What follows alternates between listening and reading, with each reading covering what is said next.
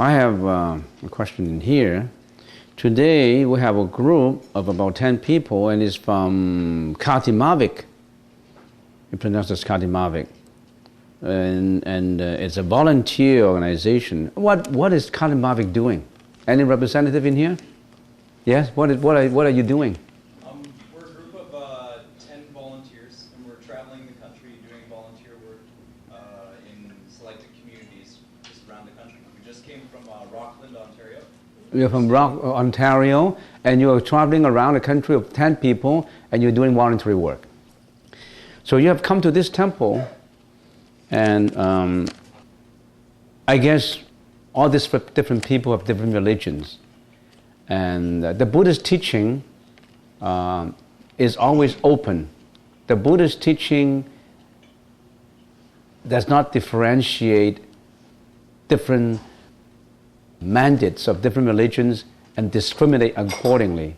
In other words, the Buddha says all sentient beings have the same nature. It's just that nature has been covered up by one's own mental afflictions of jealousy, hatred, greediness, and all that. And once all the mental afflictions are removed, they are the Buddha. So in other words, whether you are Christian, Catholic, Muslim, we treat you the same, equally, with no discrimination. So we're open.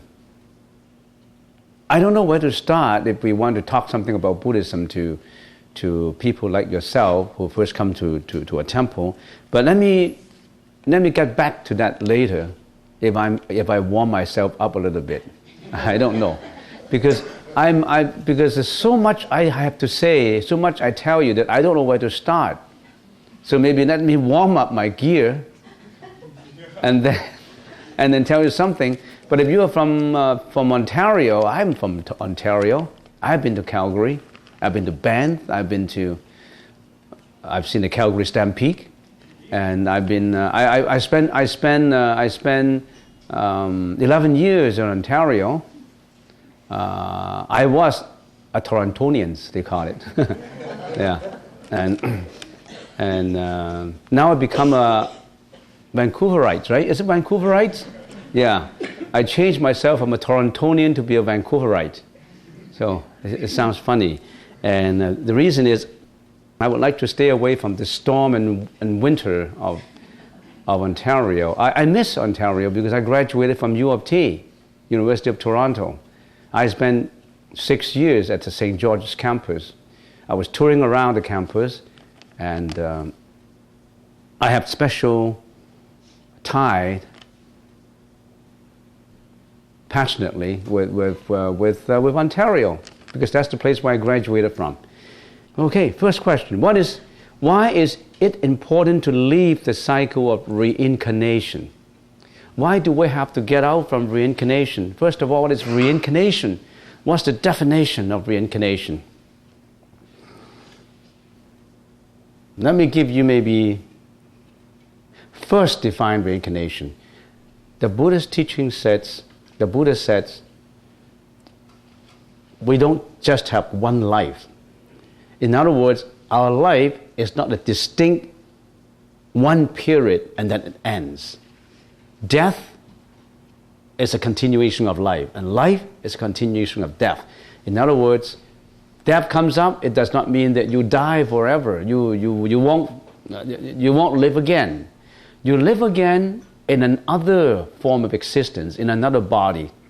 So that means the Buddhist teaching says the time dimension is not just one dimension, not just the present. As we well know, time has 3 dimensions: the past, the present, and the future. Anybody disagree? The time has 3 dimensions. We have the past, the present, and the future. We don't just have the present. Everybody has a past, and everybody hopefully will have a future.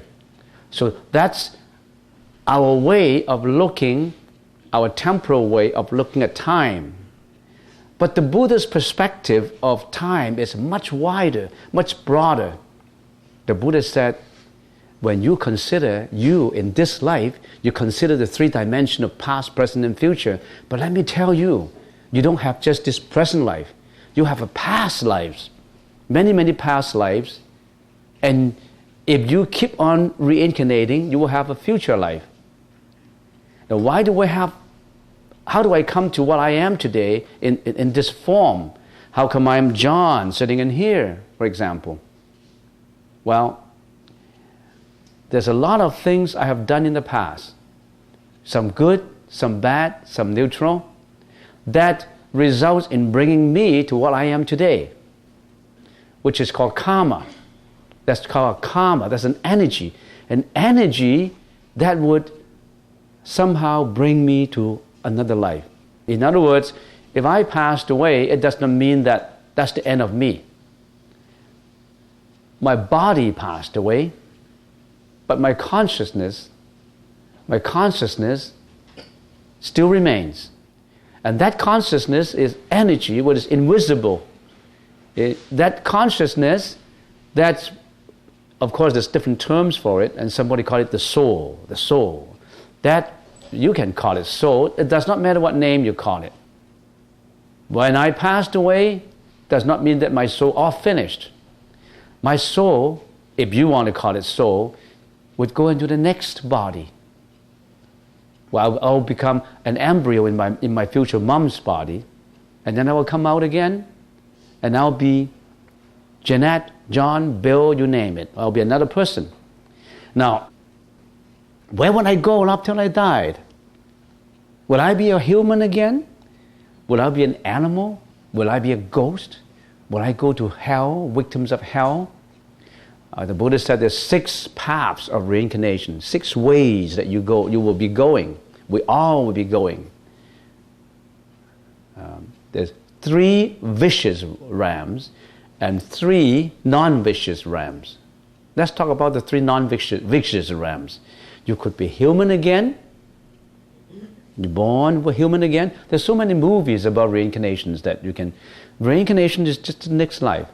There's so many movies like one of the oldest one that I can recall is Heaven Can Wait by Warren Beatty, about a person die, a boxer die, and then he became a musician, and then it became another body and kept on rolling and rolling. It's called Heaven Can Wait. Rent that from, if you want to know what reincarnation is about, that's a good movie to start with.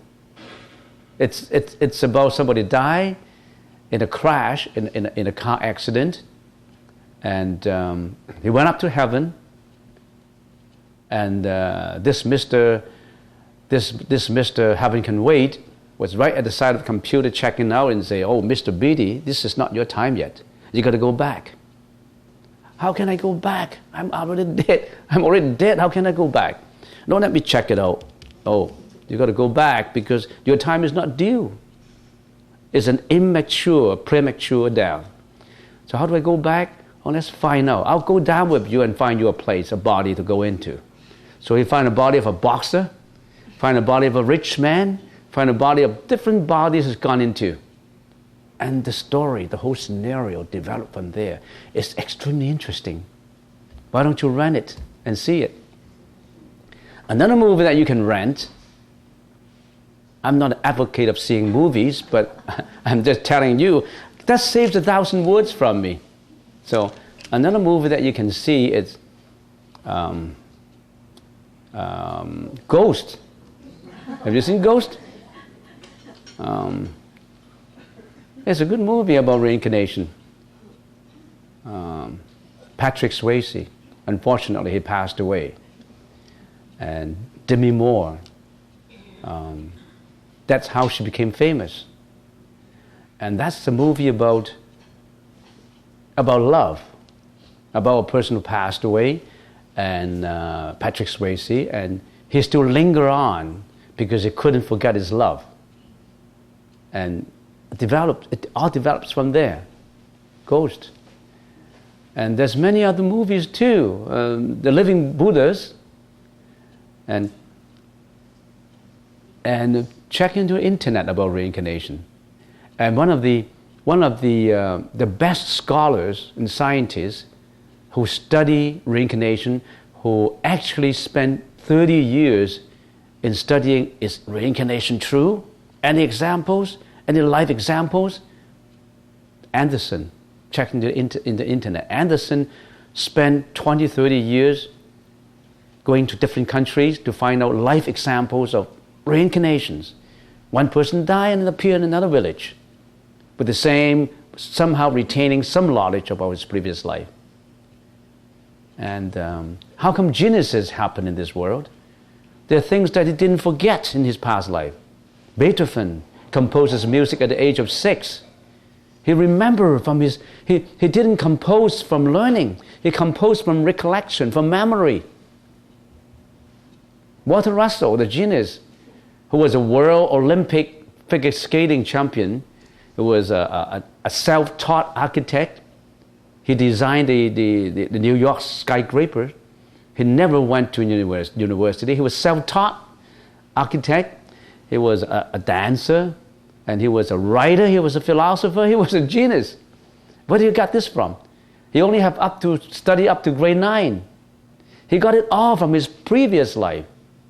There's so many examples about boys and girls who could remember from previous life.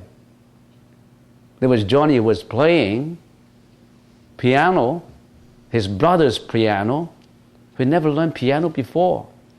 He was playing jazz music. And the parents were amazed. Oh, how come Johnny all of a sudden play jazz music and never learned it before? He got it from his recollection of his past life. And there was a girl, 7 or 8 years old in Thailand, in a Thai village. Whenever there was a plane flying across the sky, she got scared. She had to find a place to hide. And she always had been doing that. And the parents didn't know why. How come my daughter, whenever the plane roared across the sky over the hut, my little girl is always looking for a place to hide. And they kept on asking and asking, and the little girl said, Mom and Dad, I was a Japanese soldier in my last life. And I was cooking for my comrades in the armies. And all of a sudden, the enemy's planes, a crew of them, flock over from the other side of the sky, and there were machine guns wiping at us. I got hit on my back, and I died instantly. And now I became your daughter. I still remember the atrocious sound of the roaring of the plane. And whenever I heard a plane, I got scared. There's so many examples like that. Take a look at the internet, and by Anderson. Take a look. Oh yeah, you raise your hand. Yes. 3 non-vicious rams. Huh? 3 non-vicious rams. Yeah. 3 non-vicious rams. Good reminder, because that's usually what I am defective of. When I talk about something, I talk about the sky and then go to the sky. I forgot about the moon. When I talk about the earth, I talk about the sun and I forgot about the earth. So I was going in all directions when I'm talking about it. So that's good to pull me back in where I am. You're a very organized person, I know. You want to get me back on my right track. Yeah, I'm off track. Good. Yeah. Pardon? First human. Huh? The non-vicious is Oh, that's human. That's good. So you could be a good secretary too. Yes. Okay, human. You can be human again, and you can be heavenly beings. In other words, the Buddha said there are heavens. There are 28 levels, generally speaking, 28 levels of heavens. Heaven people, sentient beings in heaven, they only enjoy happiness. They don't have any sadness. They don't have any suffering. They just enjoy. People call them guardian angels. They go to heaven. But heaven is not the ultimate place to go, because when their time is due, maybe after millions of years, they live much longer than us. We live maybe 100 years, but they live longer than that. Their longevity is long and long, and they have whatever they want. We have to work for a living. In there, everything is like free. Whenever they wish about something, they always have something. So heavenly, the enjoyment in heaven. If you perform 10 meritorious deeds, if you're a devoted philanthropist in being very generous, if you do all kinds of good deeds, you won't go to human realm is not good enough for you. You have to go to the heavenly realm. So the second realm is, the first realm is human existence, heaven existence. The third is asuras. Asuras is in different realms. There's asuras in the different realms. For example, in humans, there are those cruel tyrants, cruel kings, or the Hitler. Hitler is an asura, in the vicious asura in the human realm, whereas a good king could be a good asura in the human realm too. So in other words, asuras appear in the other 5 realms, but asuras need time to explain. But just think that the asuras also enjoy long life. They also have whatever they want. It comes to them free. But they have a strong sense of competitive spirit in them. They have a lot of jealousy and envy in them because of certain reasons that require time to explain. I'm just giving you a brief introduction. So these are the 3 non-vicious realms that when a person dies, he will reincarnate into. Hopefully, when you and I die, if we have to go into any one of these realms, the best is the heavenly realms, because then it's free from suffering. You will still have to die though after millions of years, but it's much better than humans and better than asuras. So the first choice will be in heaven. The second choice is between asuras and humans, and some people choose the humans realm if they can make a decision. Because why? Because you can learn the Buddha's teaching. You can strive to be better. You can strive for enlightenment.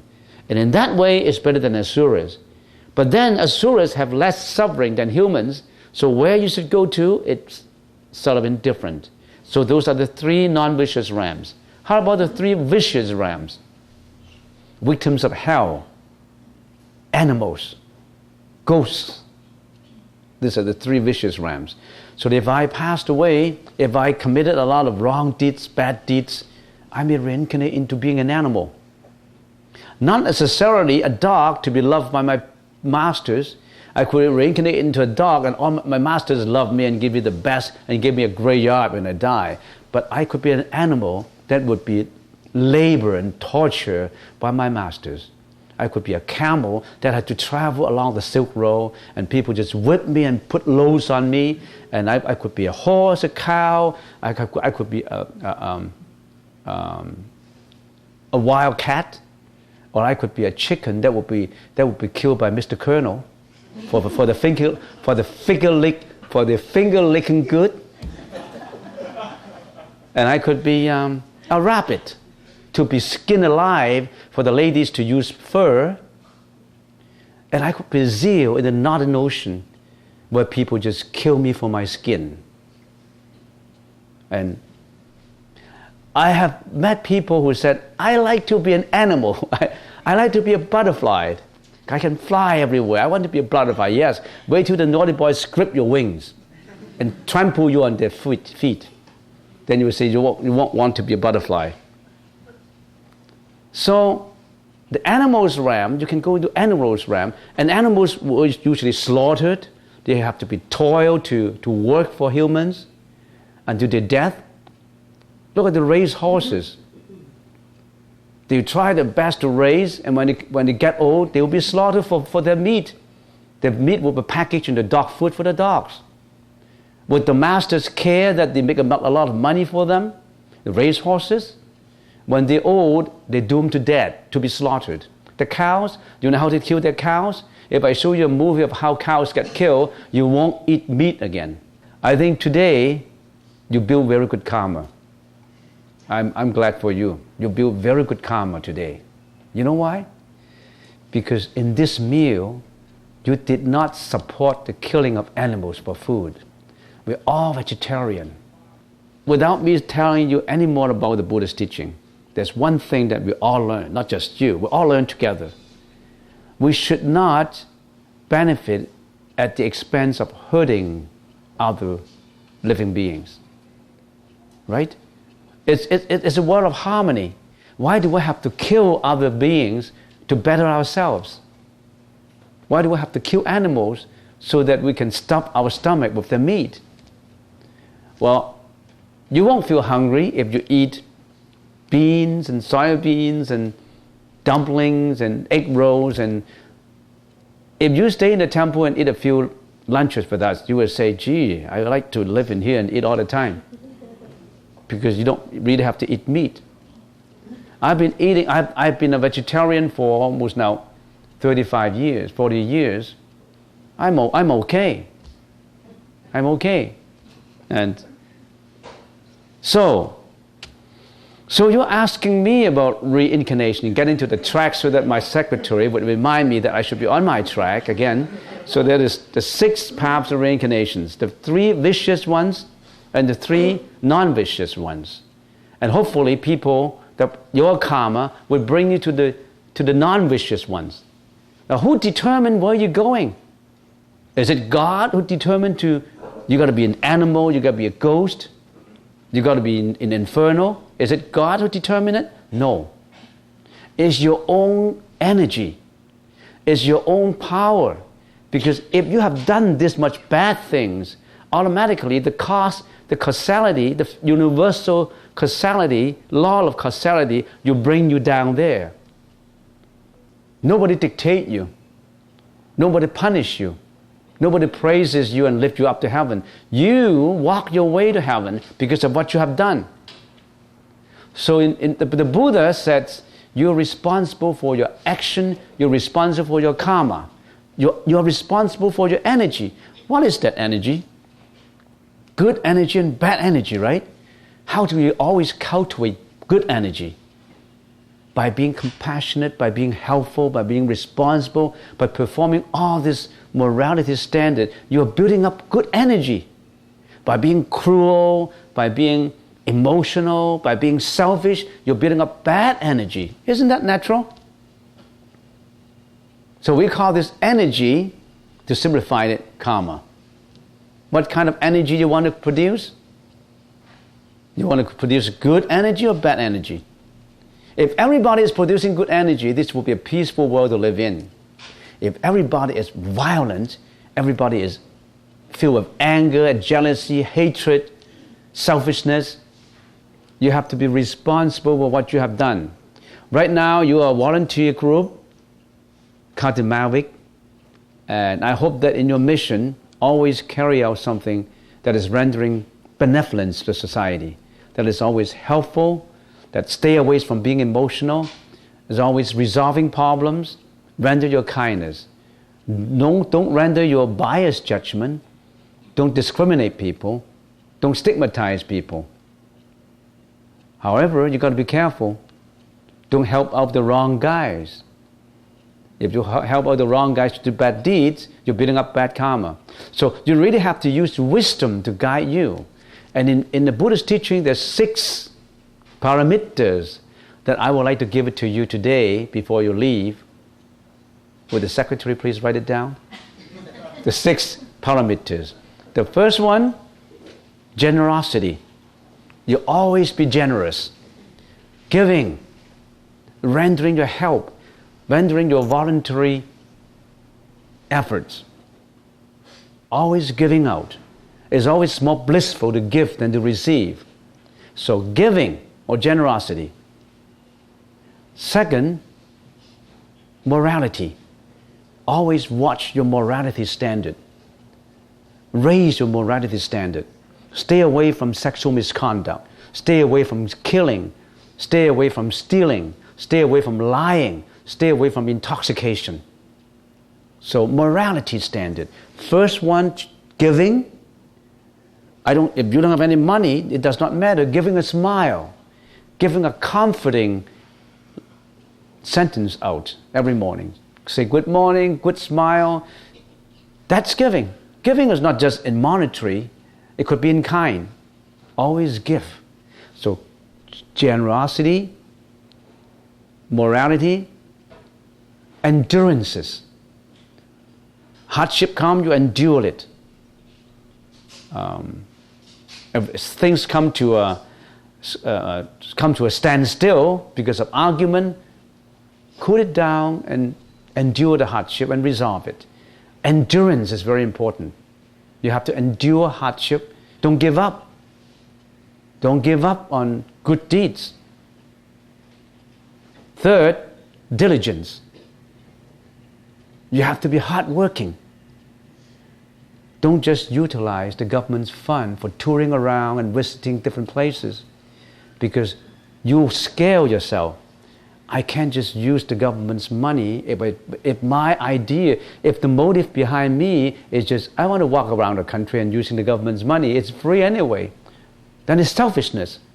If you say, no, I want to make use of this time, not just to use the state's money, I want to use this money wisely so that I really help out.